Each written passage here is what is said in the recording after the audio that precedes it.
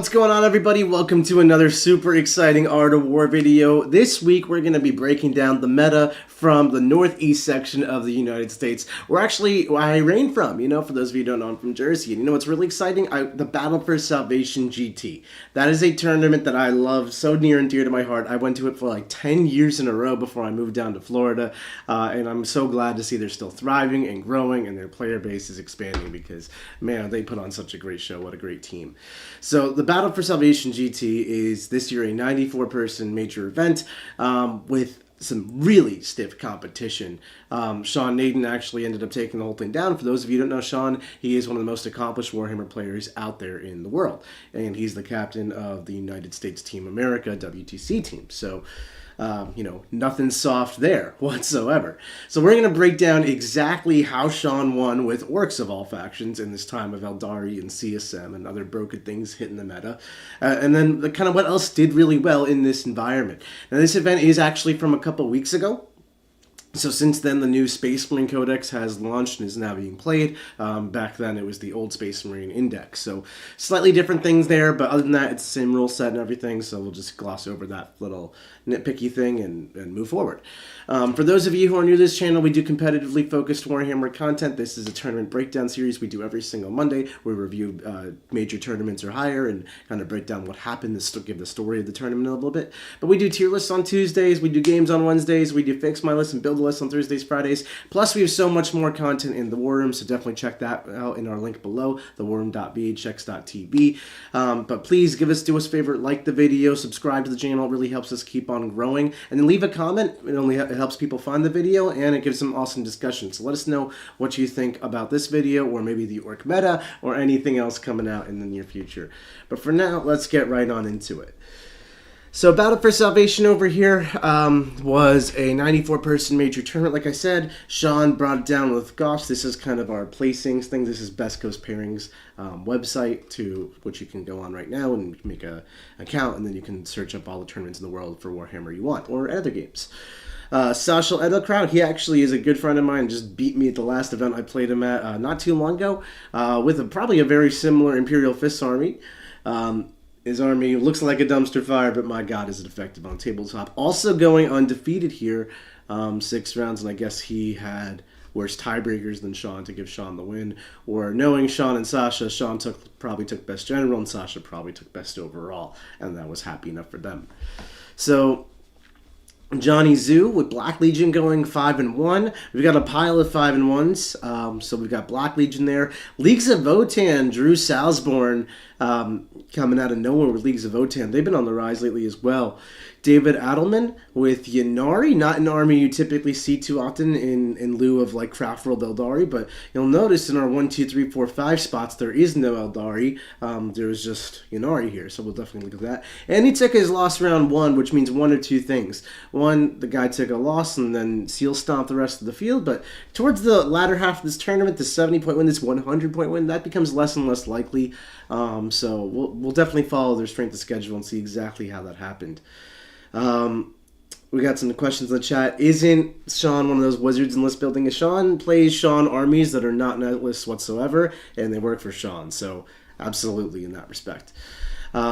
Rosenier with Death Guard. Death Guard going 5-1. I think Death Guard are a sleeper. I think people are really underestimating what new Death Guard are capable of since this balanced data slate. So I would absolutely love to see what that army is looking like.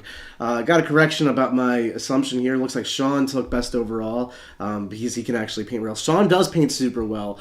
So does Sasha. I'm sure both of them battled for best overall, best general. One of them won one the other. They both went undefeated. They both have gorgeous armies. So really some high-end 40k up here at the top. And then finishing out our top 9 here for our X and 1 pile. We've got Leagues of Votan and Leagues of Votan again. 3 Votans in top 8. That is crazy. I would have never guessed such a thing. Rosenier with Death Guard, Colin Burns with Leagues of Votan, and Todd Plurday, hope I don't butcher that, with Leagues of Votan as well. So we're definitely going to figure out exactly what those are up to. And then we've got Mark Hertel, another top player, taking an early loss, another early loss, followed by 5 wins with Ultramarines. Really impressive showing there. So let's unpack these lists and kind of go through what they all played. So Sean over here with a 72.222% opponent win rate. That is super high. It's not ludicrously high, but it is that. Sean did not have sleeper opponents, which if you can see, Sean and David actually played round one. So that was David over here, who's finishing 5-1 with Yanari, lost to Sean 85-80. Super close game. So essentially, David is definitely no slouch on the tabletop over here. He hasn't given Sean such a close game, then going 5-1 with Yanari. Can't wait to break that down. Sean played Cullen Burns, who I believe also finished in top 8. Wow, 5-1 with Votan as well. So super tough road for Sean right off the bat. Sean played Jared Freeman, a longtime Warhammer player who I'm friends with. Sean probably got the better of Jared, who I believe then had a rough finish off to the tournament. You'll see him down the line. Steven Adams in round 4. Matt Aaron, who's a phenomenal painter, in round 5, showing up to work with Death Guard. And then Johnny Zoo for Johnny's only loss with Black Legion in round 6. So just looking at it, let's take a look at the winning list over here. We've got Goffs. So his list title is a YouTube video link. I wish I had pre-clicked this because I don't want to just put it on the screen now. Hey, this is what I'll do. I'll put it on the screen you guys can't see. So I'll just make a new tab. We'll put it over here. And I kind of have to know what this is. This might blast sound through the sound, but I doubt it. So if it does, I'm sorry. We're live. But I'm so curious what that YouTube link is. It's the song... This is an ad. I'm sorry. Okay. Well, while we're waiting for the ad to load, we've got a Beast Boss with a Beast Choppa, Gazkul Thraka, Nob on Smash Squig, Nob with a Wog Banner, a War Boss with Follow Me Lads as his enhancement, and then just another War Boss. So 1, 2, 3, 4, 5, 6 characters right off the bat. He literally does not care. Also, this link is just Timber by Pitbull featuring Kesha. This is just a music video. Sean, I'm a little disappointed. So we've got Beast Boss, Gazkul, Nob on Smash Squig, Nob with a Wog Banner, War Boss, and War Boss. 7 characters, Assassinate, no Fs given. 10 Beast Naga Boys, 20 boys, 20 band boy unit. That's not something you really see in most Orc lists. It's kind of easy to gloss over Orc units and be like, yeah, Orc stuff, it runs in me, but Sean likes to put his own flair on things, and you don't typically see a 20-man boy unit at all. A truck probably to house the 10 Beast Naga Boys. Can Beast Naga Boys go in trucks? I'm pretty sure they can. Battle Wagon, 20 boys go in the wagon. This has got Deferella, Grabbing Claw, Ard Case, all that good stuff. 2 units of Grots, unit of 3 Mega Nubs. This is probably to escort guys around the table. This actually, I think, is just 2 Mega Nobs. I didn't know they could take 2 mans. Not super versed in my Orcs these days. But yeah, 2 Mega Nobs joined to Gaz and Makari. Very interesting unit. Probably just to give Gaz a little bit of extra wounds so he doesn't just die to grenades and things like that. Nice little 60-point upgrade there. 10 Knobs. This might go in the truck. That actually makes a lot of sense. But then where did the Beast Naga Boys go? I don't know. But 10 Knobs with a bunch of Power Claws. That's a Sean unit to fire for someone. 3 Squig Hogs, 2 units of 5 Storm Boys, 2 units of 3 Bucks. Then we finish it out with MSU normal stuff. So very light on Squig Hogs. Typically you see like a larger 6-man with a Nob on Squigosaur, but Sean's gone for 2 3s with Nob on Smash a Squig rather. There is no Beast Bosses on Squigosaurs, it looks like. There's just a Beast Bosses joined to units.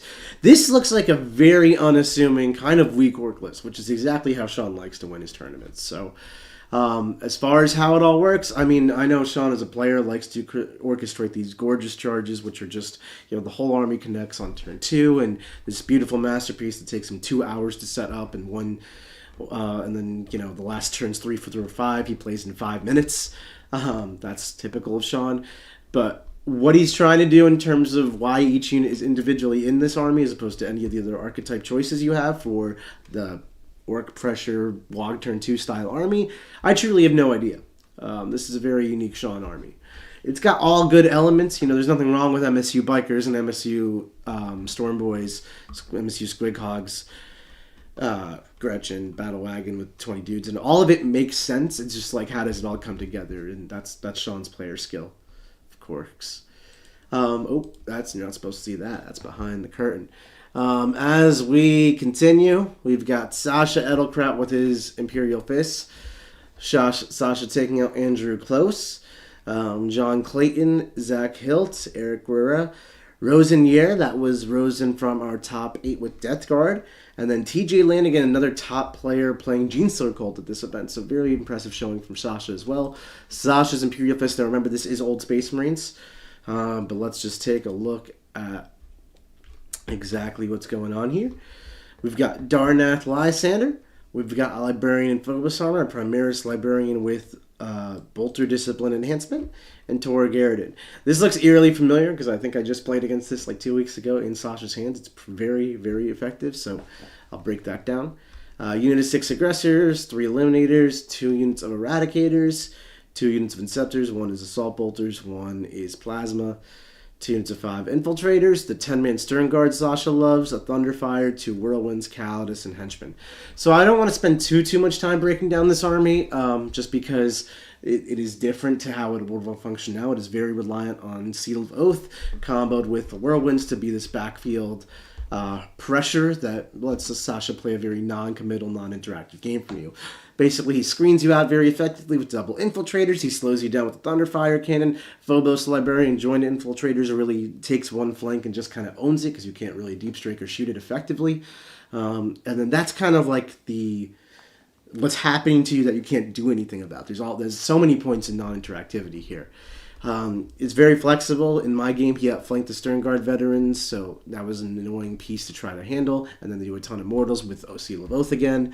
Calidus Assassin Inquisitorial Henchman just screens and helping play the mission. Inceptors just show up where you do not want them. And then MSU Eradicators to just do mission stuff while the Aggressors take down the center component of Sasha's army. Very well thought out, super well played and executed, but like I said, it's not super relevant anymore with the new meta, with the new Space Marine Codex being so dramatically different. He does just run Lysander literally by himself, and then he deep strikes him in. He typically ingresses him, and he just goes on these solo adventures. In my game that I play with Sasha, he actually brought Lysander in, brought the Inceptors in, and just aced 4 Obliterators out of the heart of my army. In really, really stylistic fashion, I must say. So very impressive showing by Sasha over here. Johnny Z with Black Legion, only losing to Sasha in this 6th round. Very impressive there.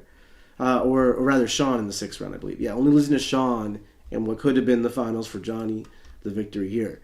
Johnny knocked down Luke McCarthy, a longtime Warhammer player. Let's see what Luke was playing really quick.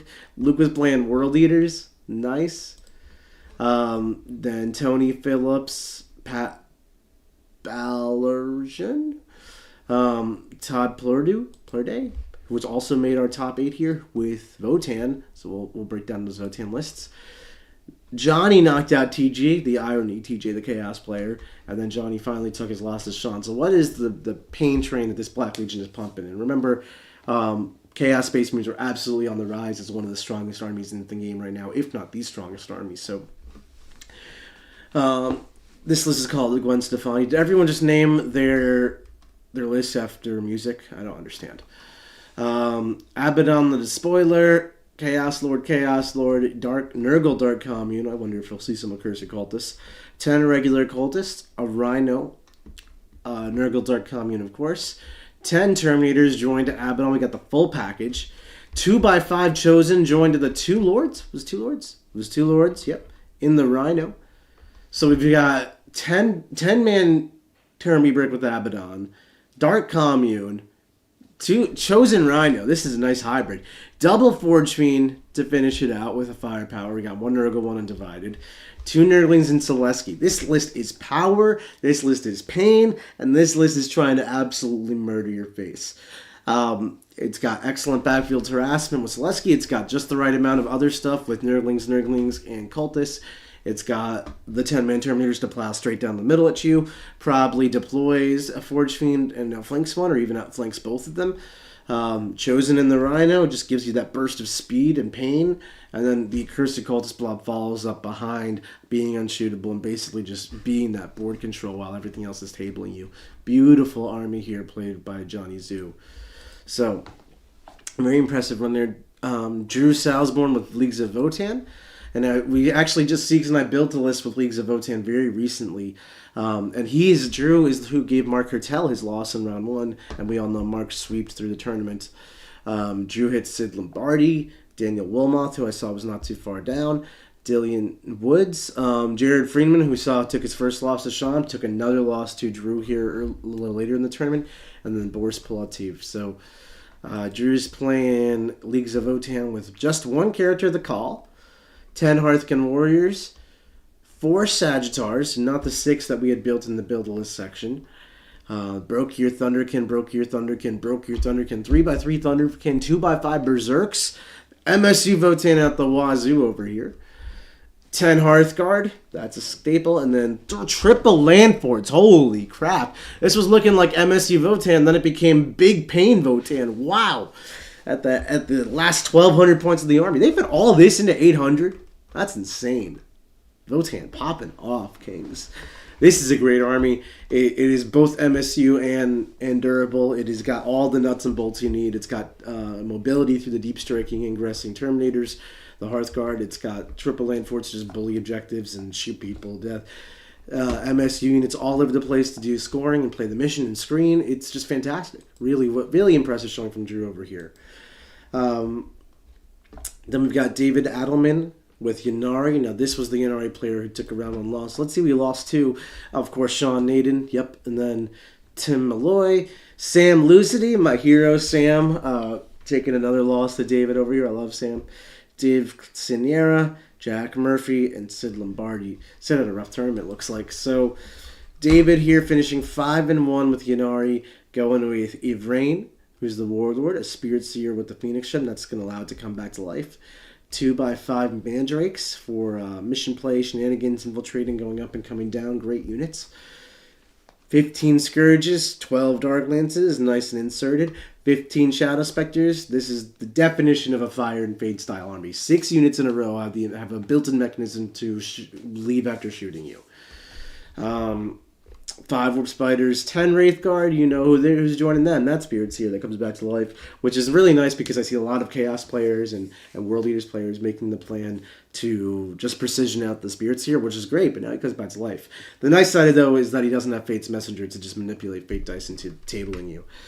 But then we finished out with Night Spinner to slow people down and provide some indirect, Brightlands to provide some ignores cover for all the firepower, and then 3 more Ravagers. This is a grand total of 9, 10, 22 land shots and 10 Wraithguard. Then there's the Shadow Specters and Warp Spiders just running on scoring points, and your big scary unit slowed down.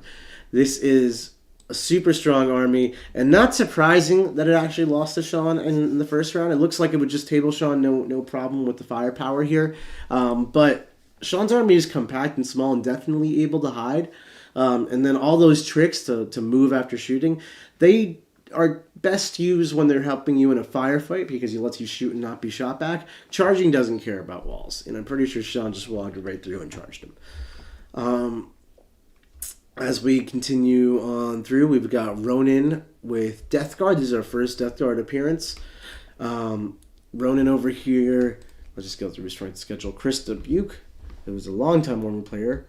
Gil Fur, Andrew Ryan, Matt Aaron, who's another Death Guard player, taking his 1 loss to Sasha in round 5, and then going all the way up to Stephen Adams in round 6. So, list for reference. Lord of Contagion, not something you typically see much. Lord of Virulence and Mortarion. So light on characters. You're not seeing the triple biologist, Putrefier, which everyone's talking about. You're just seeing like traditional kind of Terminator characters with Mortarion. 10 Blightlord Terminators. Not in a unit you typically see either, but it's obviously doing really well here.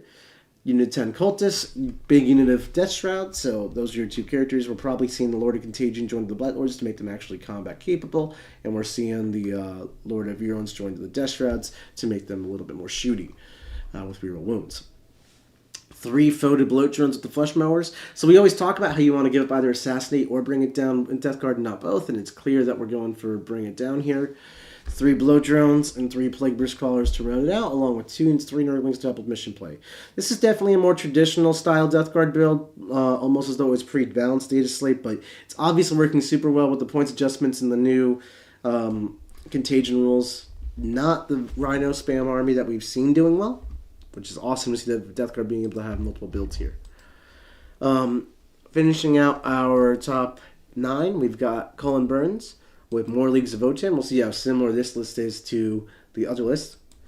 A Brokir Iron Master and an Iron Champion, another Iron Champion, and another Iron Hand Champion. So very different on right off the gate. We've got 3 Iron Champions. One has got Wayfarer's Grace to come back to life, and a Brokir Iron Master to heal people. So that's really awesome. We're seeing some diversity here. 10 Hearthkin Warriors. 1, 2, 3, 4 Sagittars. 4 Sagittars is definitely seeming to be a common theme here. We've got 18 Brokir Thunderkin. Holy crap. Talk about Pain Train delivered. 15 Chthonian Berserks. And then only 2 land forts. So we basically have dropped the land fort and picked up 5 Berserks, 9 more Thunderkin, a bunch of characters. One thing that I'm absolutely stunned to not see in any of these Votan lists is the Pioneers. Like, where are all the bikes? I'm not a Votan player, but those seem like the best part of your army to me. But there are none here. Or the other list that went 5-1. So, call me dumbfounded. All these Brokir Thunderkin it's really interesting to see how metas develop, because these guys put buckets of not super high AP on the table. And while that's very good into a variety of targets, it's very bad into Redemptors, which I find myself playing against all the time. But I don't see any Redemptors to be seen in this top section of the meta over here. And then finally, we've got more Leagues of Votan, Todd Plurde. Let's see if his Votan is a third archetype here, or third variation. Brokir Iron Master, Iron Champion. Now we've got a call with Grim Demeanor. And then one of the Iron Champions here had Wayfarer's class, and then the other one had Wayfarer's Grace. So much Wayfaring. 10 Hearthkin Warriors, the patented 4 Sagittars, at least we're all consistent there. 2x3 and 1x6 Brokir Thunderkin, so a little bit of this, a little bit of that. 2x5, 3x5 Chthonian Berserks. A lot of people loving those. I know Richard Siegler's not on that in our Votan, but he's loving it. These guys are loving them. 10 Hearthguard. There's the Pioneers. 3x3 Pioneers. No land forts. So more Pioneers, more Hearthguard, some more stuff in this army, but no land forts. Personally, I'm most afraid of the first variation of the Votan, but I'm not an expert in any of them. They've all gone 5-1. Todd took his loss here in round 4 to Johnny Zuar Chaos player, who made all the way to the finals, only losing to Sean. So super impressive there, just losing the damage. And the score of that game was 56 to Todd, 82 to Johnny. So sizable win there. And then as we finish out our top 9, our last of our excellent ones, we got Marketel. Again, this is the old Space Marine Codex, so we're not going to dwell too much onto this. But just to run through it, Land Raiders for Days is the title. Appreciate you not naming it after some music, Mark. Apothecary Biologist with a Bolter Discipline. Marnius Calgar with a couple of Vitrix people. Landspeeder Storm, 6 Aggressors, an Attack Bike with a Multi-Melta. Nice little solo mission player here. Blade Guard, not something you often see. Nice, Blade Guard. A Centurion Dev Squad, 3 of those. And then here's the 3 Land Raiders. We got 1 Redeemer, 2 Redeemers, and a regular. Just boom, boom, boom. Land Raider. Sniper Scout, Lone Ops. Yeah, fight that. That sounds horrible. No one wants to fight that. Amazing showing from Mark Hertel over here. X1 as well. And then you can kind of go through and see how everyone else is placing. But that's the Battle for Salvation, everybody. That was an awesome trainer, one of my favorites to go to. It's been a few years since I've been, just because of my proximity to the event, unfortunately. I'd love to make an appearance one day again. I've actually never won Battle for Salvation, despite going for 10 years straight or something. So I'm going to have to go back up and win that Slayer Sword one of these years. But hopefully you guys all get a chance to go to your own Warhammer tournaments. They're very fun. And ladies too. It's a very welcoming atmosphere. So thank you so much for this video, everybody. Hope you enjoyed it. Do us a favor, like it. Leave a comment letting us know what you think. And if you have any tournaments coming up, if there's any tournaments you'd like to see me break down in the future, I know SoCal Open just happened this past weekend, so we might be doing that in a future episode as well. Don't forget to subscribe to the channel. It really helps us keep doing what we're doing. And then finally, check out the Warhammer. It is linked in our description below for a 3-day free trial. In there, you can access all of the tools and tactics and tips we give you to help you learn the game and become your best. So if you want to get better at Warhammer and enjoy your hobby more, I cannot stress enough the value of that 3-day free trial just to check it out. It's very easy to cancel if it's not for you, but I promise you'll love it. Thanks so much for watching, everybody, and we'll catch you later.